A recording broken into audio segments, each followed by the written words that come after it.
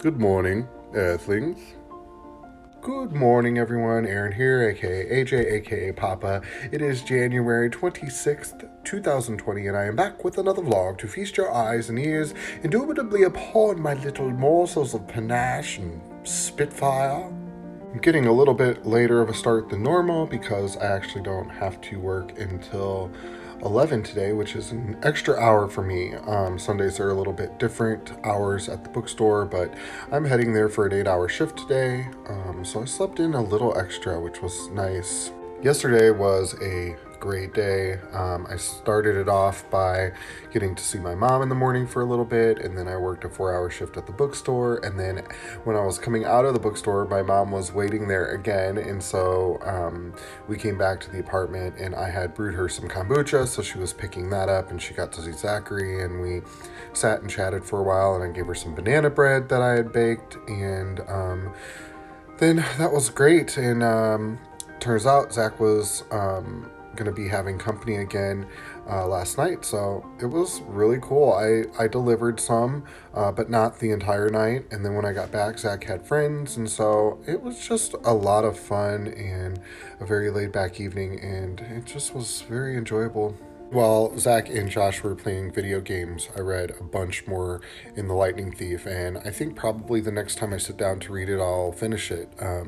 They are coming into the home stretch of getting to where they need to be at, and so I'm going to be interested to see how this all turns out. I mean, I know there's more books in the series, so I am just really enjoying the book. It's a quick read. I've read most of it in just a week, and I enjoy that, and it's been good. And Rick Riordan can write a dang book. So I've not really been talking about my yoga practice that much, but just know that it's going well. I'm still doing it every night. I haven't missed a day in the 100 days yet, and I won't. And I'm getting strong. It's a good feeling to feel strong, and my flexibility is getting there. It was so bad to begin with that it's not. I mean, it's not great now, but it was terrible to begin with. So I'm making progress, and that's the important part. What I have noticed about the yoga thing is that I am feeling a desire to move the practice on to the next level. However, the time of day that I'm doing it doesn't allow a ton of time to do it. So at the most, I've got about 45 minutes, and that I do most of the time. I get about 30 to 45 minutes in, and then I have to get up and get other things around the house done. So we're back to the drawing board on finding the appropriate time. I'd like to jump it up to like an hour and just kind of leave it there at an hour. So I know it's just 15 minutes, and people are probably thinking, well, it's just 15 minutes, just take it. But when you work two jobs and run a household and do, a lot in a day, it's 15 minutes is a big deal. So anyway, I'll figure it out. But for right now, 30 to 45 minutes is pretty phenomenal.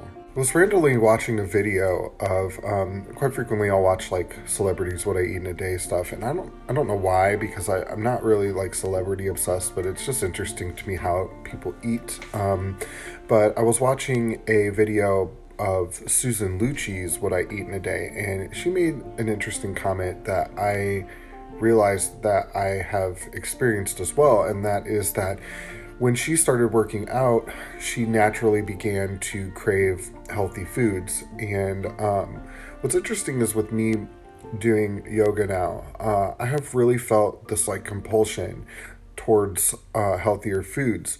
And it's not that I've been very successful with eating healthy foods, but there is a more of a stronger desire for healthy things. And I don't know if that's like a body crave thing, like your body's craving more nutrients and better things for it because you're putting it through things, or if that is just kind of like a mindset to where like, okay, I'm working out and I'm doing this great thing for myself. Now my subconsciously I want better things to put in me as well. Either way, it's a phenomenon that I happen to have experienced as well.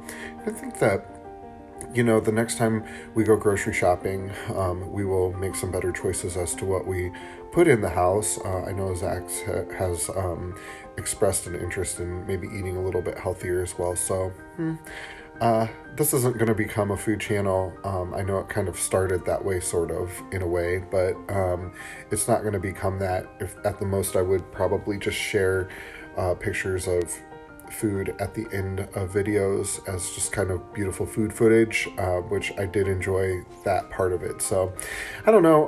I'll keep you guys posted. I'm still letting it rattle around in my brain because I need to come to terms with it, because before I make a decision to change diet or do something drastic in the way of what I eat, I need to make sure that I'm mentally prepared to see it through, because we don't want to continue to start things that we don't finish, because it becomes a habit and then you just got a whole bunch of unfinished projects laying around, and that's just not, it's not a situation that brings you peace at all, because trust me, I've been there a million times. So that's what's going on for today, guys. Let's go on ahead and get down to Zen Quote of the Day, folks. Zen Quote of the Day comes from a man named Ravi Shankar. I hope I'm saying that correctly. I wasn't super familiar with him, but he is of Indian descent, and he does a ton of really charitable and philanthropic things. He's developed a ton of foundations to help people in India, and he just does so much good work and has a lot of really great wisdom. If he writes, I don't know if he writes, but I'm going to look more into this individual, because anybody who's doing a ton of good work has some things to say, and I want to know about it. So Ravi Shankar's quote goes like this: "Don't be feverish about success. If your aim is clear and you have patience to move towards it, nature will support you." I'm not going to break this down too in depth, because I think the quote does a good job of explaining just what it means. And it's just that if your aim is clear and you are willing and have patience to move towards it, nature will support you. And those things are of such importance, right? You have to be clear about your aim, and you have to have patience, and you have to be moving towards it. And if you do those things, nature will support you. So Ravi knows exactly how to manifest things, and he says it in a very concise way in this quote.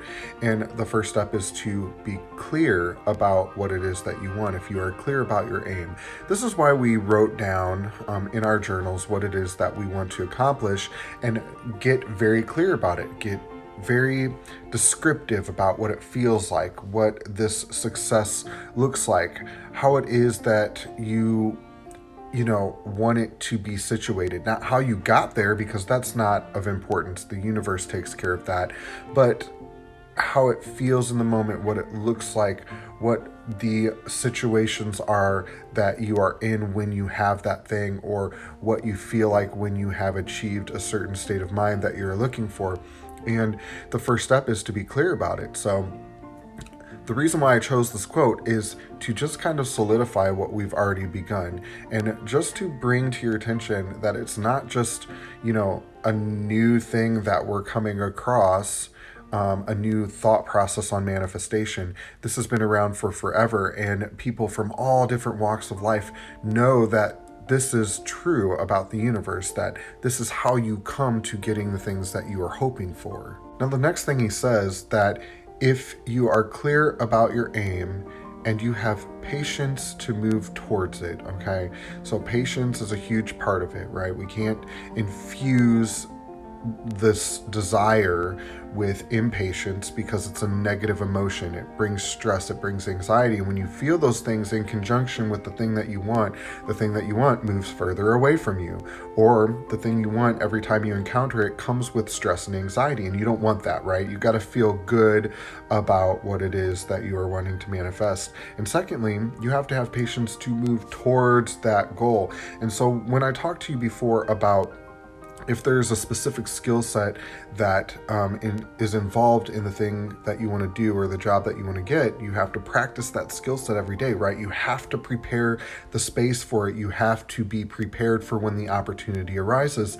So again, this is just to solidify and to remind you of what we've already talked about. Once we have clarified what it is that we want, we need to be practicing a skill set, or just practicing a way of being that will help you to be prepared for when the opportunity presents itself. This kind of practicing for the moment of reception is an act of faith, right? So you are saying, I already know it's coming, therefore I'm going to prepare for when it does come. So action is faith. Faith is action. It's an action movement. So when you practice for something that you know, when you practice for something that you're hoping for, it is in essence telling the universe it's coming and I'm preparing for it. So I want you guys to take this quote and write it down and put it somewhere where you'll see it every day. I know I happened upon the quote on accident, and it is tremendous in how concise it is on explaining what it is we need to do to have nature support us in all that we do. And it really is just as simple as being clear about what we want and having faith to move towards it. All we need to do is take steps every day towards achieving the things that we want to achieve and being the person that we want to be. So with that being said, I will talk to you guys later. I love you very much. Bye. Hey guys, how's it going? I'm all finished for today. Been home for a little bit. I cooked some dinner. We had some spaghetti and watched an episode of Magicians, and now I'm getting ready to do yoga and finish up the vlog and call it a night. But I will talk to you guys first thing in the morning. Oh, I'm so exhausted. Can't wait to sleep. I'll talk to you guys later. Bye.